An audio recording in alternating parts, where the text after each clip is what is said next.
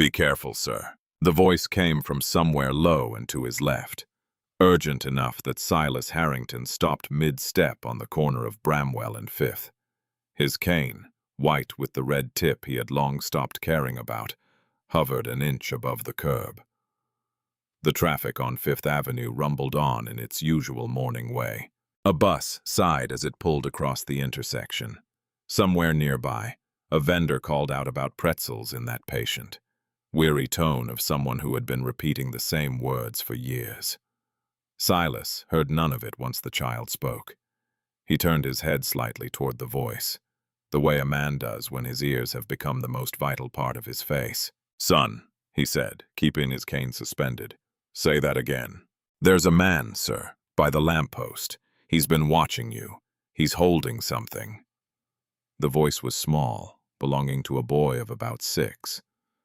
There was a slight rasp to it, the kind that comes from sleeping in cold places and breathing through the mouth. The child was close enough that Silas could smell him.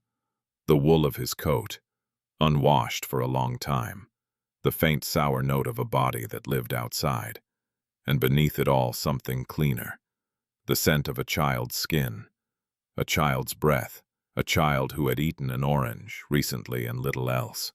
"How close is he?" Silas asked. His voice did not rise. He had spent many years training his voice not to rise. "About 12 steps. He's pretending to look at his phone, but his phone is off. I can see the screen, and it's black. A black phone in a man's hand on a busy corner in the middle of the morning." Silas filed this away. He did not yet know what to do with it. "What does he look like?" "White, tall, wearing a long gray coat the color of the sidewalk after rain. He has gloves on even though it's not cold." Silas felt a small, cold shiver slide down between his shoulder blades, the kind he had learned over the years to take seriously. Gloves on a warm morning. He had been blind for many years. In the early days of his blindness, he had learned that the world was full of small details that sighted people noticed and then dismissed. Details he could no longer afford to dismiss. He had learned to weigh them carefully. "Where is your hand right now?" he asked the child. "By yours, sir." "By the cane. Take hold of my cuff, not my hand, right here on the cuff. Yes, like that. Now I want you to walk me slowly across the street in the other direction, away from the lamppost. We are not going to run. We are going to walk like two people who are simply tired of waiting for the light. Can you do that?" "Yes, sir." Silas felt the small fingers close around the cuff of his charcoal overcoat. The grip was careful, thoughtful. The child had clearly never led a blind man across a street before, and he was trying to do it right out of pure concentration. They stepped off the curb together. The cane swept once, then twice. Silas listened for the traffic. The bus had pulled away. A taxi waited at the light. They crossed. On the far side, Silas stopped under the green awning of what he knew from the smell of bread and something faintly burnt was the bakery on the southeast corner. He turned his back to the wall and lowered his face slightly toward the child. "What is your name?" "Jude." "Jude, how old are you?" 6. "Jude, I need you to do one more thing for me. I need you to tell me, without turning your head, without pointing, whether the man in the gray coat is still where he was." There was a pause. The child was, Silas understood, sliding only his eyes the way children learn to look when they are trying not to be caught looking. "He moved, sir. He's walking. He's going the way we were going to go. He's still holding the phone, but he put his other hand in his pocket. He keeps it there." "Is anyone with him?" "No, sir, but there's a black car parked at the corner. The driver is sitting in it with the window down. I think they know each other because when you stopped, the driver looked up." Silas reached into the inside pocket of his coat and removed his phone. His thumb moved over the surface, finding the small raised dot on the side button that he had asked the manufacturer to add. He pressed it twice. A small voice in his ear, calm and synthesized, asked who he wished to call. "Call Evelyn," he said. The line rang once. Evelyn Shaw answered on the second ring. She always answered on the second ring. Silas had once asked her why never the first. And she had said in her dry way that picking up on the first ring made people feel they were being humored. Silas, Evelyn, I'm on the corner of Bramwell and 5th under the bakery awning. There is a man in a gray coat with gloves on a warm day who has been following me. A child noticed him. There is a car at the corner with a driver who appears to be working with him. I have not seen any of this myself. I'm telling you what the child has told me. There was a half-second of silence on the other end. Evelyn was a woman who used half-seconds the way other people used paragraphs. Stay where you are. Do not move from that awning. I'm sending a car. It will not be one of the company cars. It will be a black SUV, plate beginning with RK9. The driver's name is Yusuf. He will come to the awning on foot first and identify himself. Do not get into any vehicle until you have heard the name Yusuf spoken aloud in person. Are we clear? We are clear. How old is the child? 6. Keep him with you. Do not let him walk away. Whatever this is, he is now part of it, whether either of you wanted him to be. I will have someone from the firm there soon. Police, Silas thought for a moment. He thought about the gloves. He thought about the black phone. He thought about the driver, who had looked up when he had stopped. Yes, he said. Call them, but have them come quietly. No sirens on this block. If the man in the coat hears a siren, he will walk away and we will never know what he meant to do. Understood. The line went dead. Evelyn did not believe in goodbyes during emergencies. She had once told him that a goodbye was permission for the other person to relax, and that no one in an emergency had earned that yet. Silas lowered the phone. He turned his face slightly down toward the small presence at his side. Jude, are you still with me? Yes, sir, I didn't move. Good. We are going to stand here for a little while. Some people are coming to help us. While we wait, I'm going to ask you some questions, and you are going to answer them honestly, even if the answers are things you think a grown-up does not want to hear. Is that a deal? Yes, sir.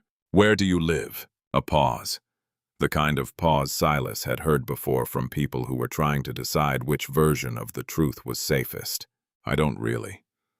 There's a place behind the church on Holly Street. The basement door doesn't close all the way. Sometimes I sleep there. Sometimes by the loading dock at the grocery on Marston. It depends on who else is in those places. Where are your parents? My mom is in a place she can't leave. She's been there since I was very young. I don't really remember her face anymore. I remember her voice a little. She used to sing a song about a sparrow. And your father? I never met him. Who feeds you, Jude? There's a lady at the diner on Marston, Mrs. Okafor. She gives me toast in the morning if I sweep the back step. And there's a man who runs the newsstand by the park. He gives me a banana on Wednesdays. He says Wednesdays are the days he can spare a banana. I don't know why. Silas stood very still. He could feel his own pulse against the soft inside of his collar. How did you know to look for that man today, Jude? I didn't look for him. I look at everyone, sir. That's how I find the people who give things and the people who take them. I have to be able to tell which is which. The man in the coat. I saw him yesterday on a different corner. He was watching a man with a white cane like yours, but it wasn't you. The other man was younger. The man in the coat watched him for a long time. Then he left. Did he do anything to that other man? Not yesterday, but today I saw him on this corner before you came, and then you came and he started walking the same way you were walking and he had the gloves on and I remembered. A car passed slowly on 5th. Silas listened to it. It did not stop. He let the breath out of his chest that he had been holding without knowing he had been holding it. Jude, he said, you have a very good eye.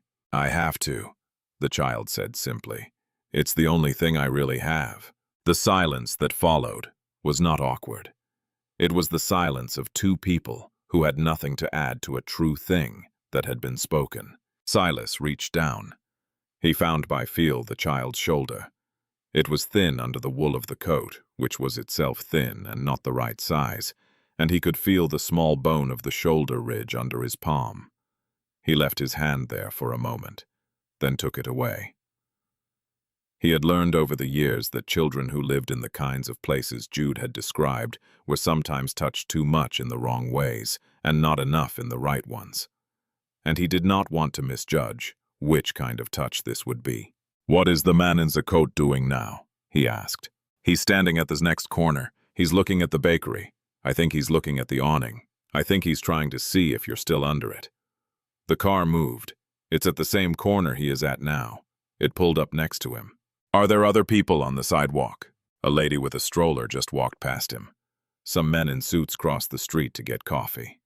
"There are people, sir. He won't do anything with people there. He wants you alone." Silas noted the phrasing. "He wants you alone." It was the kind of thing a child said when he had spent enough time watching adults to understand what adults did when they thought no one was watching. It was not, Silas thought, a phrase a young boy should have learned the use of. A long black vehicle eased to the curb a few yards away. Silas heard the door open and the soft scuff of a man stepping down onto pavement. The footsteps came toward the awning at a pace that was unhurried and not quite casual. "Mr. Harrington, my name is Yusuf. Ms. Shaw sent me." The voice was deep, calm, accented faintly in a way Silas could not quite place, somewhere east of Cairo, somewhere west of Karachi. It was a voice that did not need to be loud to be heard. "Yusuf, thank you. There is a child with me. He is the reason I am still standing under this awning. He comes with us." "Of course, sir, there is room. Ms. Shaw has already arranged a seat." Silas turned his head down again. "Jude, the man whose voice you just heard is named Yusuf. He works for Evelyn. Evelyn is the woman I called. She is a friend. We are going to get into the car with Yusuf. The car will take us somewhere safe. I would like you to come with us. You are not in any trouble. You will not be in any trouble for any reason. If at any point you want to leave, you tell me, and we will stop the car and let you out wherever you ask. Do you understand?" The boy was quiet. "I have to go back to the church," he said finally. "I left my bag there. Everything I have is in the bag. Then we will go to the church first and pick up your bag. Then we will go somewhere safe. Is that all right?" A pause. Then the small, careful nod that Silas could not see, but could feel through the cuff of his coat, where the boy's hand still rested. "Yes, sir." Two unmarked cars had drifted up Fifth Avenue from the south end of the block while they spoke. Silas could not see them, but he could hear them in the way the traffic pattern changed. The slight hesitation of other drivers when an unmarked sedan moves with too much purpose. He heard car doors open at the far corner. He heard the polite, low voice of a man saying, "Sir, would you mind keeping your hands where I can see them?" He heard faintly the gloved man begin to say something, then stop. Jude's small body went very still against Silas's side. "They got him, sir," he whispered. "Two of them. They got the driver, too. The driver didn't even try to drive away. He just put his hands up like he was waiting." "Like he was waiting?" Silas repeated. "Yes, sir, like he wasn't surprised." Silas considered that. A man being arrested who is not surprised to be arrested is a man who has been told somewhere along the line that the worst-case version of the day might include this, which meant he had not been working alone, which meant the person who hired him had warned him, which meant the person who hired him was the kind of person who thought through worst cases. Yusuf cleared his throat softly. "Mr. Harrington, the car, whenever you are ready." "We are ready," Silas said. "Jude, walk with me." The child walked with him. The interior of the SUV smelled of clean leather and faintly of mint. Silas felt the seat give under him in the deliberate, expensive way that good upholstery gives. He heard Jude climb up beside him with the small, careful sounds of a child who had never been in a vehicle this nice and was trying very hard not to leave any mark on it. "You can sit back, Jude. The seat is meant to be sat on." "My pants are dirty, sir." "The seat does not care about your pants. Sit back." There was a hesitation, then the soft sound of a small body settling into leather. "Yusuf," Silas said. "The church on Holly Street. Jude needs to retrieve his belongings. After that, we will go wherever Evelyn has arranged. Yes, sir. Ms. Shaw suggested the house on Reston. She said you would know which. I know which. The car eased away from the curb. Silas felt the smooth turn onto Fifth, the small jolt as they crossed the seam between two slabs of pavement, the long, even acceleration of a vehicle whose driver knew the city's rhythms the way a violinist knows a piece he has played 1,000 times. Beside him, Jude was silent. Silas could feel the boy's small movements through the seat, the slight tilt of his head when something passed outside the window, the way his foot tapped once, twice, then went still, as though he had remembered he was not supposed to be making noise. Jude. Yes, sir. Have you ever ridden in a car before? Twice. Once when I was little in a police car after my mom went to her place, and once in an ambulance when I broke my arm. Mrs. Okafor called for the ambulance. I told her not to because of the bill, but she called anyway. She said some bills are not yours to worry about. Mrs. Okafor sounds like a good woman. She is, sir. Silas turned his face toward the window, even though the window was for him only a faintly cool surface where light pressed against glass. He had developed over the years the habit of facing windows during conversations. It gave the other person the comfortable illusion of being looked at without being stared at. He had learned that sighted people, for reasons he had never fully understood, were unsettled by a blind man's face turned directly toward them for too long. How did you break your arm? I fell off a wall. I was trying to see if I could see into the back of the bakery from the wall. I wanted to know if they threw bread away at night. They do, but you have to be there at exactly the right minute or the rats get it first. And do you get there at exactly the right minute? Sometimes. The car turned. Silas felt the gentle leftward pull, then the slow brake, then the soft idle of a vehicle waiting for a light. Mr. Harrington, Yusuf said quietly from the front. Ms. Shaw's on the line. She would like to speak with you. A small click. Evelyn's voice arrived in the cabin, dry and unhurried. Silas. The man in this gray coat is named Victor Lang. He has done this sort of work for many years. He is currently in custody and is, by all accounts, the type who talks. The driver is talking already. He gave us a name within minutes of being placed in the back of the car. I'm going to tell you the name now, and I am going to ask you not to react until you have had a moment to sit with it. Are you ready? Yes. Read. Silas did not move. He did not change his expression.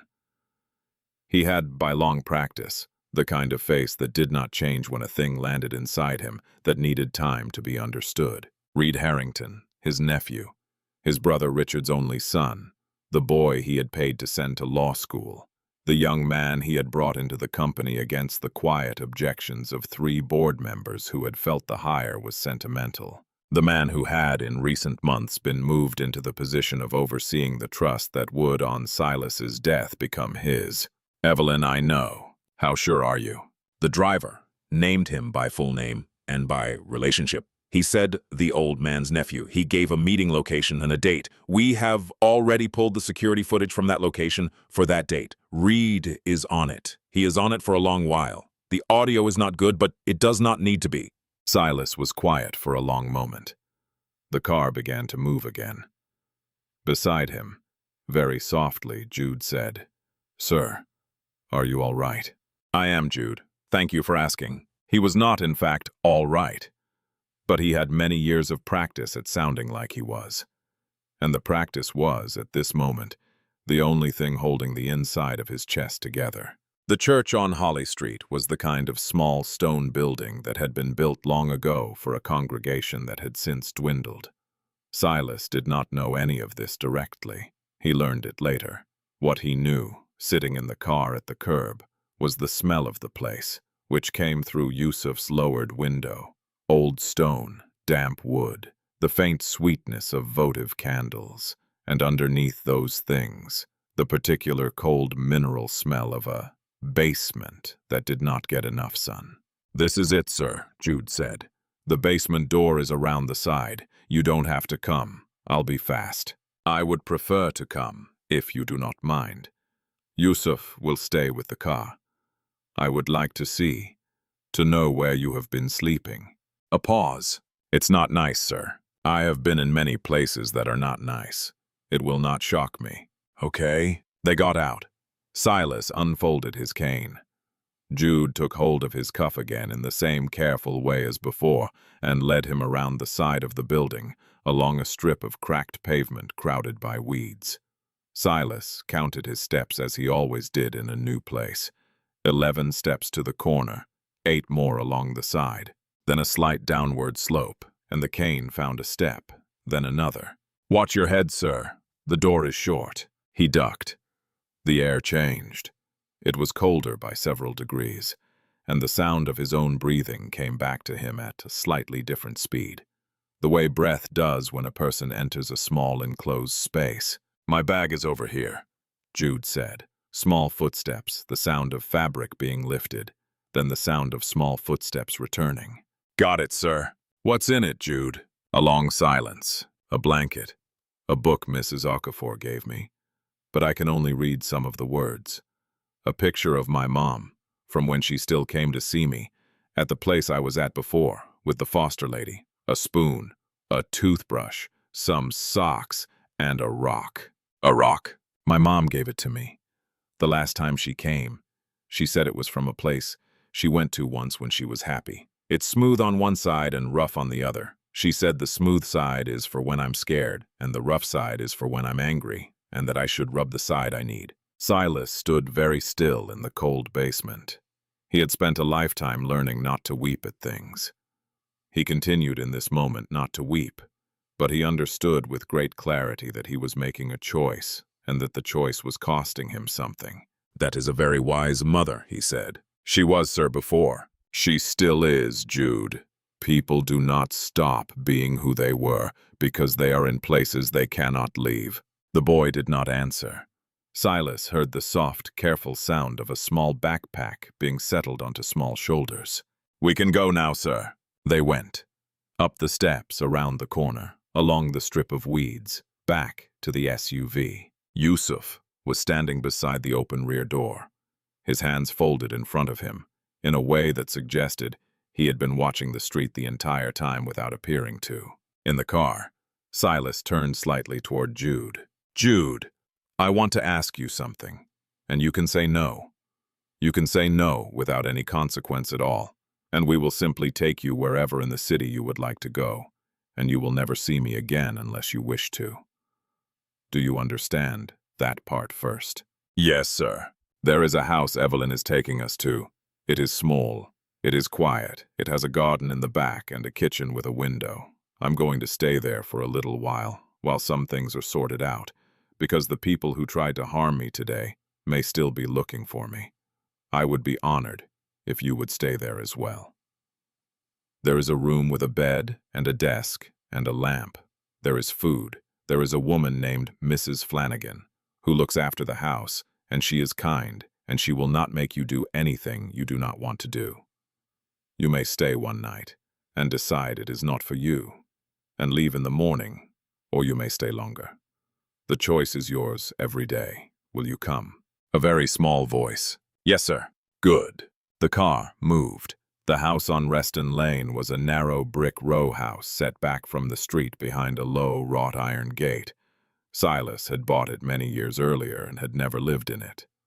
He had bought it because the woman who had been selling it was a widow whose lawyer had been cheating her, and Silas had paid her what the house was actually worth, instead of what the lawyer had told her it was worth, and the woman had asked him afterward what he intended to do with the place, and he had told her honestly that he did not know. He had told Evelyn to find someone to look after it. Evelyn had found Mrs. Flanagan. Mrs. Flanagan had been looking after it ever since. The gate opened. The car eased into the small drive. Silas heard the front door of the house open, before Yusuf had even come around to his side. Mr. Harrington, a woman's voice, warm in her mid-60s with a slight upward lift at the end of a sentence that Silas had long associated with the western counties of Ireland. And oh my, Mrs. Flanagan. This is Jude. Jude is my guest. He will be staying with us for a while. He is a fine young man, and he is to be treated as such. Of course he is. Hello, Jude. I'm Mrs. Flanagan. Are you hungry, love? A pause, then very quietly. Yes, ma'am. A little. Well, a little is a place to start. Come in, the both of you. Mr. Harrington, Miss Shaw is in the front room. Evelyn was, in fact, in the front room. Silas knew this before he reached the room, because Evelyn had a particular way of being in a space. She occupied it without rearranging it the way certain old cats occupy a chair. He could hear the small sound of her folio being set down on a side table. He could hear her stand. Silas, Evelyn. She crossed the room. She did not embrace him. Evelyn had not embraced him in all the years of working together, and he had not asked her to.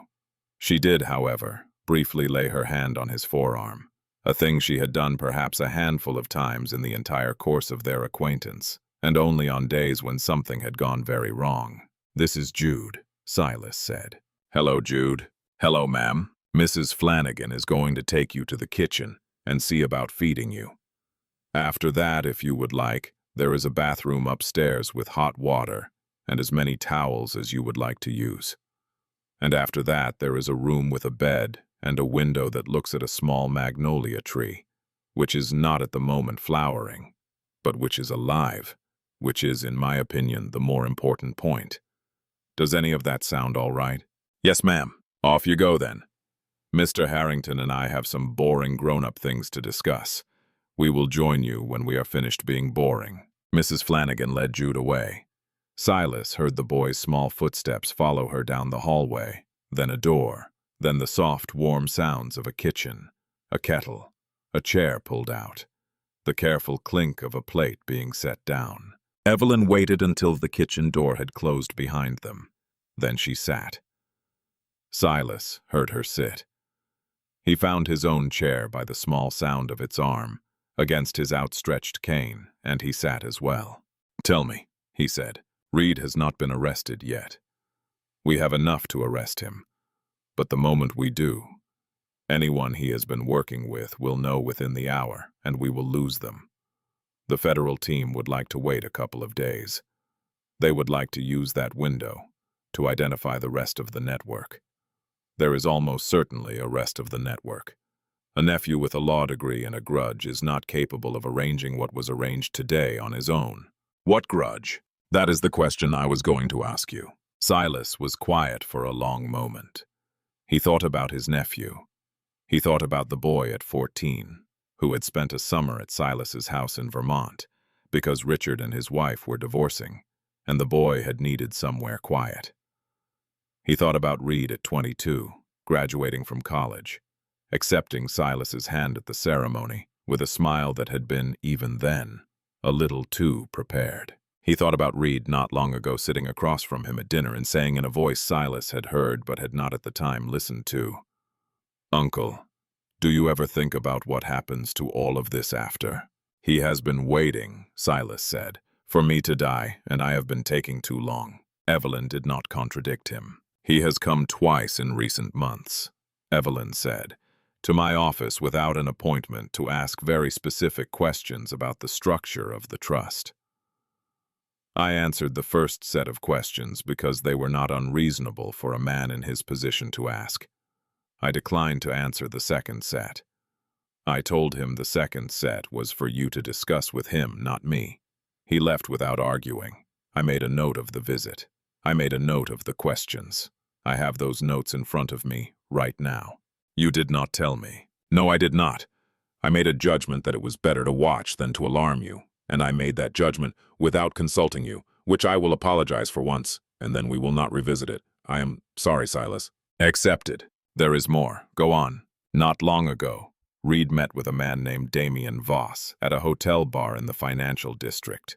Mr. Voss is a name I have known about for some years. He arranges things. He does not do them. He arranges them. The federal team has been watching Mr. Voss for a long time. They have watched him meet with 3 other men in recent times, 2 of whom subsequently lost relatives in what were ruled accidents. They have not been able to bring a case because Mr. Voss does not write things down, and the men he meets with do not generally survive their next year or so. Reed met with him. For over an hour they drank coffee. They did not eat. They paid in cash. The federal team was photographing the meeting because they were watching Voss. They did not know who the young man was. They have known since a short while ago when they ran the photograph against company filings. Why was he not stopped then? Because meeting with a man at a hotel bar is not a crime. The crime had to happen first. The crime, as of this morning, did happen. The crime is now a matter of record. The driver of the black car has given us in writing the chain. Voss to Lang, Lang to the driver, and in conversation, Voss to Reed. We will have the rest of the chain by tomorrow morning. We will have Reed by tomorrow evening. Silas sat with this. The clock on the mantel, an old brass thing Mrs. Flanagan kept wound, though Silas had never asked her to, ticked through the silence at the slow, dignified pace of a thing that had been ticking longer than anyone in the room had been alive. Evelyn. Yes, he will go to prison. He will go to prison for a very long time. His mother, Helen, she is still alive. She lives in Connecticut. She is older now. She has no one else. I know. I do not want her to learn this from a reporter. She will not. I will go to her myself tomorrow morning. I have already arranged a car. I will tell her in the proper way in her own home with a cup of tea in her hand and a person beside her who can stay the night if she wishes one to. Thank you. You are welcome. A small sound at the doorway. Silas turned his face toward it. Mr. Harrington, sir. Mrs. Flanagan. The young man has eaten 3 pieces of toast with butter and a bowl of tomato soup and a glass of milk. He asked very politely if there was any chance of an apple. I gave him 2. He is now in the bath. He asked me to tell you he would like to come and say good night before he goes to bed, if that is all right with you. That is very much all right, thank you, Mrs. Flanagan. She withdrew. Evelyn was quiet for a moment. Silas could hear faintly from upstairs the small splash of water and a child's voice humming something tuneless and content. Silas. Yes. What do you intend to do about him? About Reed? About the boy? Silas turned the question over. He had been turning it over since the SUV had pulled away from the bakery. He had been turning it over in some sense, since the small voice had said, "Be careful, sir," on the corner of Bramwell and Fifth. "I am going to ask him," he said slowly, "if he would like to stay. Not as a guest, as something more permanent. I do not know yet what shape it will take. I am an older man. I have no children. I have no wife. I have a nephew who before long will be in federal custody. I have a great deal of money and almost no one to leave it to who would do anything useful with it. And there is a young boy upstairs in my bathtub who saw a man in gloves on a warm day and understood what it meant." Evelyn did not answer right away. When she did, her voice was, by Evelyn's standards, almost gentle. "Then ask him, Silas, but ask him solely." Jude came downstairs in pajamas Mrs. Flanagan had produced from somewhere in the linen closet. Silas could not see them, but he heard Mrs. Flanagan say, "Now, don't you look like a proper gentleman?" And he heard the small, embarrassed scuff of a boy who was not used to being told he looked like anything at all. Evelyn excused herself to the front hall to make a call. Silas heard her go. He turned his face toward the doorway.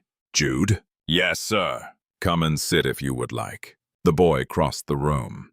The pajamas, Silas guessed by the soft swish of the fabric, were a little too long. He heard the boy stop at the edge of the rug, then walk on the rug with extra care, the way a child walks when he is not sure if rugs are for stepping on or stepping around. "You can sit on the sofa, Jude, anywhere you like." The boy chose the sofa. Silas heard the cushion give. "How was your bath?" "It was very hot, sir. I have never had a bath that hot. Mrs. Flanagan told me to say when it was too hot, but it was not too hot. It was just more hot than I have ever had." "Was it good?" "Yes, sir. And the soup. It was the best soup I have ever had. She put a piece of cheese on top that melted. I did not know you were allowed to put cheese on soup." "You are allowed to put cheese on almost anything, Jude. It is one of the small mercies of the world." The boy made a small sound that was almost a laugh. They sat for a moment in the quiet. "Sir?" "Yes. Can I ask you something?" "Always." "How did you become blind?" Silas took a slow breath. Most people, when they ask the question, ask it sideways. They said, Have you always been like this? Or, if you don't mind my asking? Children ask it directly, the way Jude had asked it, because children had not yet been taught that the question was supposed to be uncomfortable. I was a young man, he said. I was riding a motorcycle on a road in the country at night, and a deer came out of the trees, and I swerved to miss the deer, and the motorcycle did not stay on the road. I struck a fence post with the side of my head. When I woke up a few days later, in a hospital, my eyes worked, but my brain had stopped speaking with them. The doctors told me there was a small chance the connection would come back over time. It did not come back. After some time, I stopped waiting for it. Did the deer get hurt? Silas smiled. It was a real smile. I asked the policeman who found me the same question, Jude. He told me the deer was fine. I have always chosen to believe him. The boy thought about that. My mom is in a hospital too, but a different kind. She is in the kind where her brain doesn't think right anymore. She's not going to come out of it. They told me when I was very young. I didn't understand then. I understand now. That is a very hard thing to understand at such a young age. I had to. Nobody was going to understand it for me. Silas did not answer right away. He was not sure his voice would arrive intact. After a moment, he said, Jude, would it be all right with you if tomorrow I asked Evelyn to find out where your mother is and how she is and whether there is a way for you to visit her sometimes? I do not know what we will find. It may be that nothing has changed about what is possible, but I would like to know on your behalf if you would let me. A silence. Sir? Yes. Nobody has asked me about her in a long time. The foster lady didn't like when I asked. The shelter people said it was complicated. I stopped saying her name out loud because I didn't want to forget the sound of it by hearing other people say it wrong. What is her name, Jude? Marin Walsh. Marin Walsh. That is a beautiful name. I will say it correctly, and Evelyn will say it correctly, and we will find her, and we will see what is possible. The boy's small hand moved across the cushion and rested very tentatively on the back of Silas's wrist. Silas did not move. He let the small hand stay there. After a moment, he turned his wrist over so that his palm was facing up, and the small hand settled into the larger one, and they sat that way for a while. Without speaking, Silas woke early the next morning. He had slept against expectation well. He lay for a moment in the unfamiliar bed and listened to the house. Somewhere below, Mrs. Flanagan was moving in the kitchen.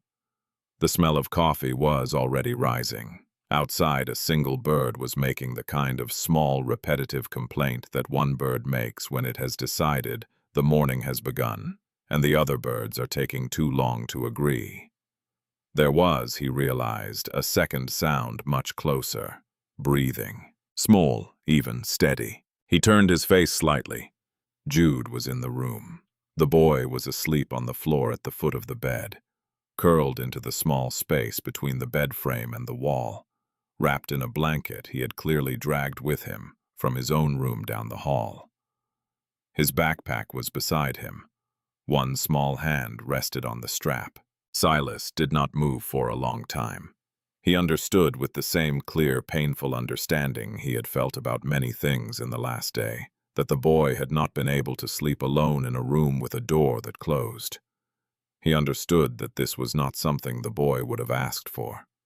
He understood that the boy had crept down the hall in the dark and chosen the floor of a stranger's room, because the floor of a stranger's room was, by the math of his life so far, safer than a bed in a quiet room by himself.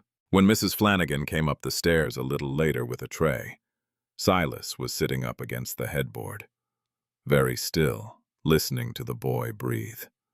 He raised one finger to his lips, though Mrs. Flanagan did not need the signal. She set the tray down on the small table by the window, without a sound, looked at the boy on the floor for one long moment, dabbed at the corner of her eye with the side of her thumb, and withdrew. Jude woke soon after. Silas heard the small sound of a body remembering where it was, then a sharp intake of breath. Then, the very quiet, very ashamed sound of a child realizing he had been found somewhere he was not supposed to be. Jude. I'm sorry, sir. I'll go right now. I was just... Jude. There is breakfast on the table by the window. There is enough for 2. Come and have some with me, please. The boy was quiet, then very small. You're not mad. I'm not mad. I'm glad you found a place where you could sleep. You may sleep wherever in this house you can sleep best. We will work out the rest as we go. They ate breakfast at the small table. Mrs. Flanagan had brought eggs and toast and a small bowl of cut fruit. Jude ate with the same slow, careful attention he had given the apple earlier. Silas corrected himself. That had been a different child. A different story. He ate the way a child eats when he has not yet trusted that there will be more. Later that morning, Evelyn arrived. She came up the stairs and tapped on the door, and entered without waiting for an answer, because that was Evelyn. Silas. Reed was arrested early this morning at his apartment. He did not resist. He asked for his attorney. His attorney is not me, Helen has been told. I was with her early this morning. She took it in the way she takes most things, which is quietly, and with both hands flat on the kitchen table. She asked me to tell you. She does not blame you. She asked me to also tell you that she would like when you are able to speak with you yourself. There is no rush on that, she said in her own time. Silas nodded slowly. Thank you, Evelyn. There is one more thing. Yes, Marin Walsh. Jude, who had been finishing the last of his toast, went very still. She is in a long-term care facility in Westbrook. She has been there for several years. The facility is, by my assessment, a decent one. Underfunded, but decent. The staff know her. The notes in her file describe her as quiet, gentle, and largely nonverbal. There has been no improvement in her condition, and the doctors do not expect any. She has a son listed in her file. His name is Jude Walsh. The file notes that the son was placed in foster care when he was very young, and that contact was suspended due to placement instability. What does that mean? Jude asked. Evelyn turned her face toward the boy. Her voice softened in the way it had softened the day before, which was to say, slightly and only enough. It means, Jude, that the people who were supposed to bring you to see her stopped bringing you. Not because she did not want you to come, because they did not arrange it. That is the only reason. The boy was quiet for a long time. Can I see her? Yes. When? Today, if you would like. The car can be ready soon. Jude looked at Silas. Silas could not see the look, but he could feel it. I would like to go with you, Silas said, if that is all right. Yes, sir, the boy said. I would like that too. The drive to Westbrook took a little over an hour. Yusuf drove. Evelyn had stayed behind to handle the morning, which she described in her usual way as a number of unpleasant phone calls she was uniquely qualified to make. Jude sat in the back beside Silas. He held his backpack on his lap. Inside the backpack, Silas knew were the blanket, the book, the picture of his mother from before, the spoon, the toothbrush, the socks, and the ruck with the smooth side and the rough side. The boy had not asked to leave any of it behind. They did not speak much during the drive. Silas had learned a long time ago that there were silence which needed to be filled and silences which needed to be left alone, and that the hard part was knowing which was which. This was the kind to leave alone. The facility was a low brick building set among old trees. Mrs. Flanagan, who had packed them a small bag of sandwiches and a thermos of warm cocoa for the boy, had also pressed into Silas's hand a small bouquet of white flowers from the back garden of the house on Reston. Silas did not know what they were. Mrs. Flanagan had told him, but he had been thinking about other things, and he had let the name slip past him. He carried them now in the crook of his arm. A woman met them at the door. Her name was Carol. She had been told they were coming. She crouched in front of Jude without making a thing of it. Hello, Jude. Your mother has a window seat in a sunroom at the end of the hallway. She sits there most mornings. She likes the light. I'm going to walk you to her. She may not know who you are, sweetheart. Not the way you would want her to. But she will feel you near her. People know more than their faces show. Is it all right if I take you to her now? The boy nodded once. They walked down the hallway together. Silas followed with his cane, with Yusuf a respectful distance behind. The hallway smelled of the soft, impersonal cleanness of places where many people live who cannot care for themselves, and underneath it faintly of lilac, which someone had set in a vase on a side table. The sunroom was warm. Silas felt the sun through the glass on the side of his face. He stopped at the doorway. He let Jude go first. He heard the boy walk across the room. He heard him stop. He heard the small, indrawn breath of a child seeing his mother's face for the first time in a couple of years. "Mama," Jude said very quietly. "It's me, it's Jude. I came." There was a long silence. Then a sound Silas had not expected and would carry with him for the rest of his life. The small, soft sound of a woman who had not spoken in a long time, making in her throat the shape of a hum. A hum without words. A hum that was, Silas understood without being told, the beginning of the song about the sparrow. Jude began to cry. He did not cry loudly. He cried the way a child cries when he has been holding the crying inside for years and has finally found the one person it is safe to spend it on. Silas stayed in the doorway. He did not enter the room. The flowers in his arm were not for him to give. They stayed for an hour. When they left, Carol promised that Jude could come back every week and that she would personally make sure of it. Silas left a card with his number and Evelyn's number, and a quiet brief instruction about funding for the facility that he asked Carol not to mention to the boy. In the car going back, Jude fell asleep against Silas's side. His small head rested against the sleeve of Silas's coat. The backpack was on the floor at his feet. The rock, Silas noticed by the small bulge against his ribs, had been moved from the backpack into the front pocket of Jude's borrowed coat. The smooth side, Silas guessed. Today had been a smooth side day. Reed pleaded guilty some months later in exchange for testimony against Damien Voss. He received a long sentence. Silas visited him once in the following year. They did not speak of what had happened. They spoke of Helen, who was well, and of a book Silas had been reading. Reed cried at the end. Silas did not. He left without saying he forgave him because he did not yet, and he had decided a long time ago not to lie to people about the state of his own heart. Jude grew up in the house on Reston. He went to a school nearby. He skinned his knees. He was late on his homework. He visited his mother every week for the rest of her life, which was, as it turned out, several more years. He carried the rock in his pocket every day until he was older, and then he kept it in a small wooden box on the desk by his window, where it sits, as far as Silas knows, still. If this story moved you, please like the video, share it with someone who needs to hear it today, and tell us in the comments where you are watching from. Subscribe for more stories about the small acts of attention that change everything, and the unlikely heroes who see what the rest of the world walks past.